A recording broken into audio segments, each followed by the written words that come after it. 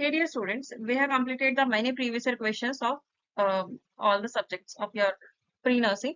Now see, we will complete the physics. Make sure आप लोग जो physics के लिए जो आप लोग को जो डर लगता है, questions देखो उतने भी बहुत ज्यादा हैवी नहीं आते. क्वेश्चन आपके मैक्सिमम फॉर्मूला बेस्ड ही आएंगे और फॉर्मूला बेस्ड से ही आपके क्वेश्चंस हो जाएंगे. अगर आपने डेफिनेटली सिंपल कॉन्सेप्ट से भी अगर आपने कर लिया है तो फॉर्मूला बेस्ड से आप क्वेश्चन कर पाएंगे. और इस बार चूंकि नेगेटिव मार्किंग है तो आप लोग को बहुत प्रोबेबिलिटी जो आपकी कॉन्सेप्ट की होगी वो बहुत अच्छे से होनी चाहिए. चलो फर्स्ट क्वेश्चन देखते हैं. ये आपका क्रैश कोर्स है. If you want to join you can. चलो फर्स्ट क्वेश्चन देखो. Which of the following defines correctly describe the electrostatic potential at a point. First देखो, total energy stored in an electric field around a point.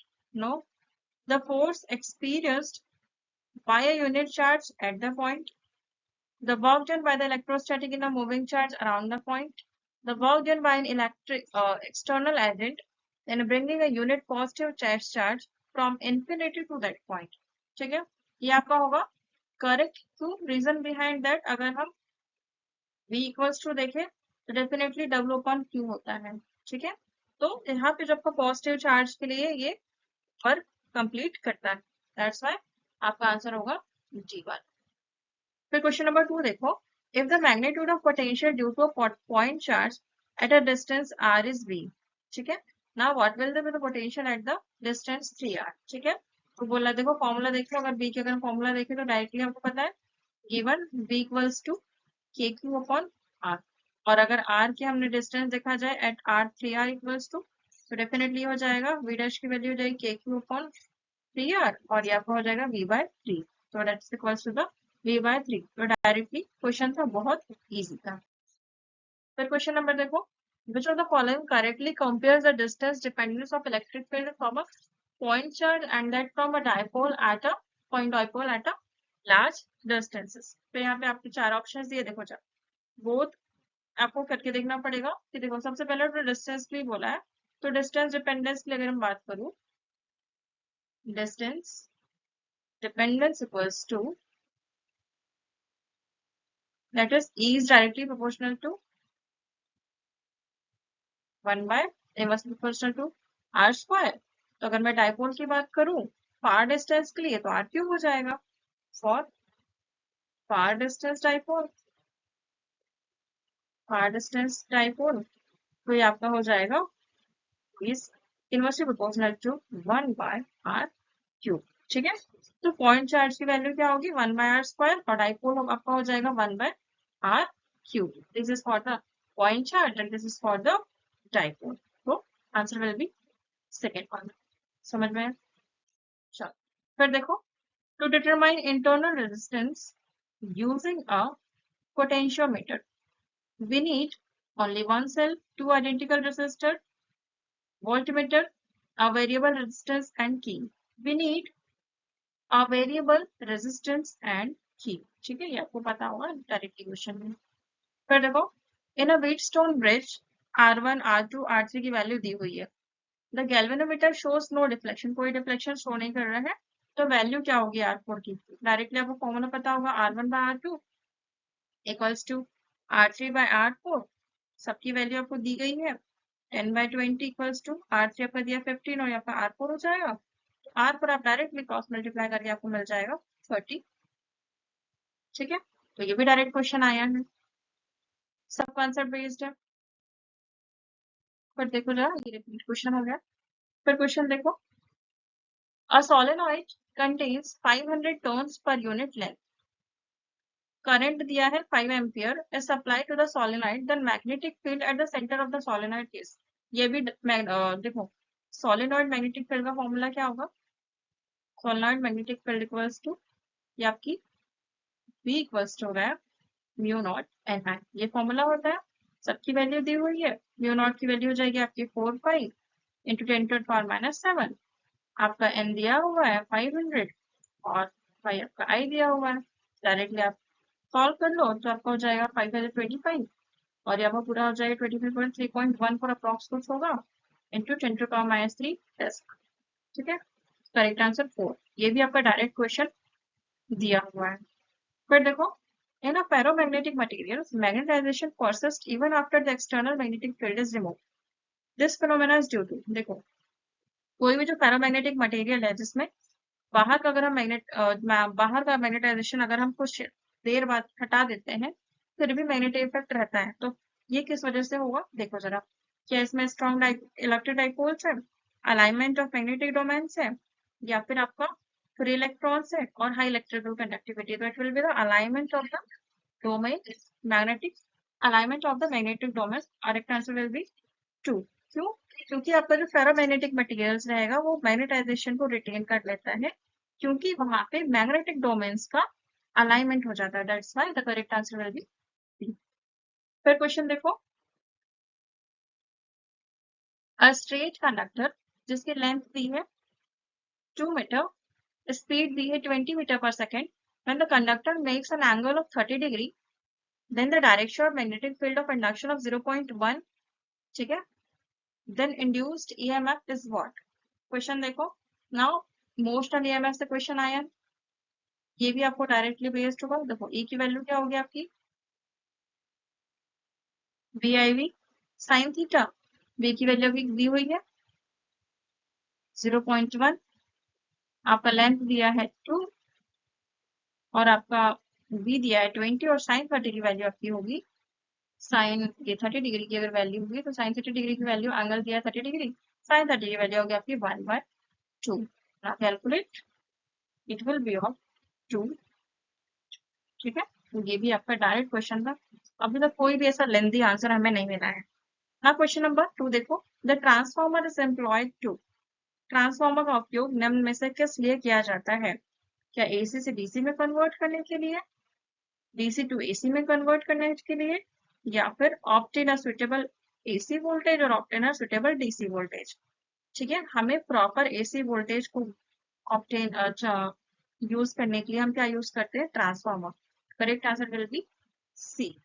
ठीक है, ये transformer AC को step up या step down करता है। ठीक है, या तो अप करेगा या तो डाउन करेगा। That's why we need obtainable suitable AC voltage. फिर देखो क्वेश्चन है, a coil with inductance L की वैल्यू दी है 2H, रेजिस्टेंस दिया है R ओम, इस कैरिड करंट भी दिया है 3A, the battery is disconnected and T equals to 0। Now what will the current on the coil at the T equals to, ठीक है, ये आपकी वैल्यू दी आफ्टर डिस्कनेक्शन। चलो देखो जरा, अब ये RL सर्किट करंट्स के डिके के बारे में बताया है। ठीक है, तो देखो आपकी फॉर्मूला लगा लेंगे, I equals to I not E minus RT upon L।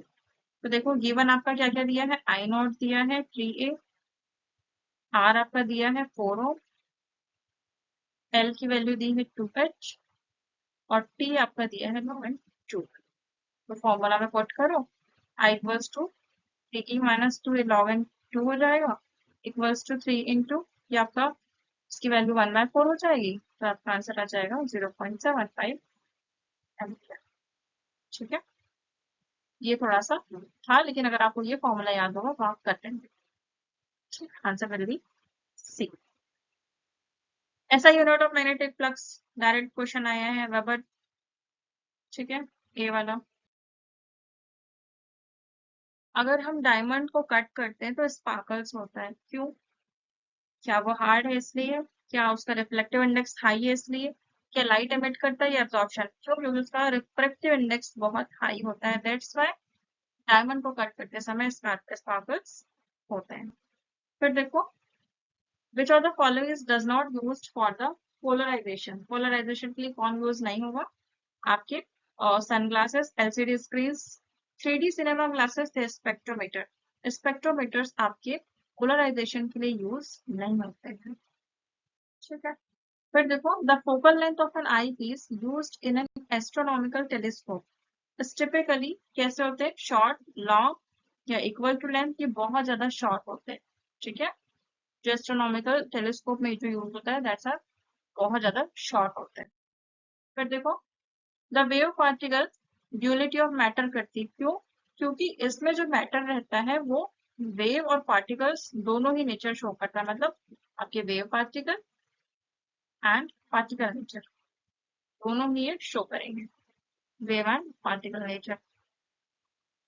ठीक है, आंसर नंबर आपका हो जाएगा wave and particle nature 3, C1। फिर देखो in the photoelectric effect the energy of the ejected electron will be maximum when, कब maximum होगी, जब आपकी काइनेटिक एनर्जी मैक्सिमम होगी। मतलब कब मैक्सिमम होगी, जब आपकी थ्रेशोल्ड फ्रीक्वेंसी थ्रेशोल्ड से जब ज्यादा होनी चाहिए तभी आपकी होगी, तब ये इलेक्ट्रॉन्स इजेक्ट करेंगे।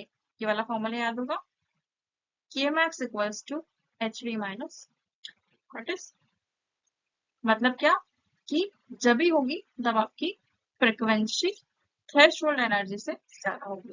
ठीक है, आंसर विल बी वन। ठीक, फिर आगे देखो, which of the following is not a valid consequence of Bohr's third postulate, third postulate में कौन सा वैलिड नहीं है। फिर देखो, बोहर मॉडल लाइन स्पेक्ट्रा को एक्सप्लेन करता है, इतना तो पता है, लेकिन स्पेक्ट्रल लाइन एक्सप्लेन करता है, कंटिन्यूअस स्पेक्ट्रा नहीं। ठीक है, ये कंटिन्यूअस स्पेक्ट्रा कभी एक्सप्लेन नहीं किया।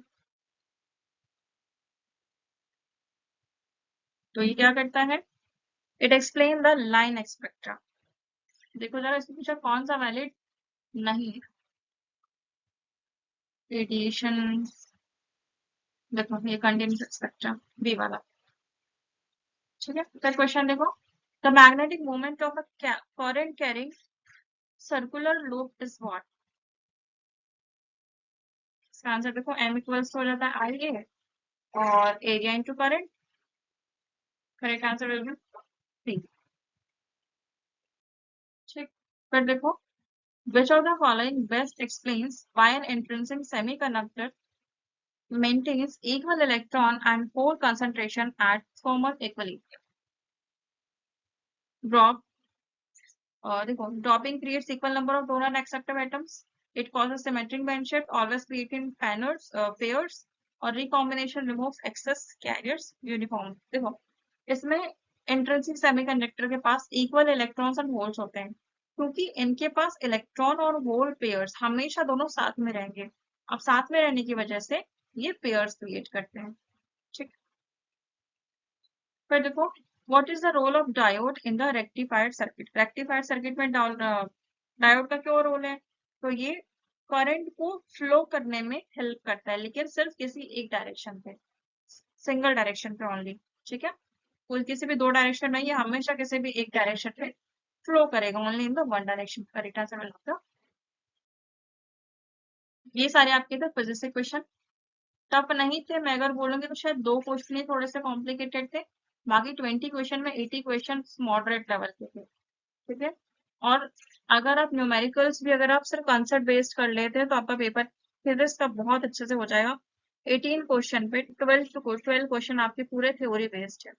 ठीक है, थ्योरी बेस्ड तो इजी क्वेश्चन, अगर थ्योरी बेस्ड आप क्वेश्चन कर लेते हो तो स्कोरिंग है, अगर आप 20 में से 18 मार्क्स भी ला लेते हैं तो आपके बहुत अच्छे स्कोर हो जाएंगे। ठीक है, वीडियो मैं टेलीग्राम पे अपडेट कर दूंगी, आप ज्वाइन कर लेना, और वीडियो अच्छी लगी होगी तो अपने फ्रेंड्स को शेयर करना। All the best, good luck.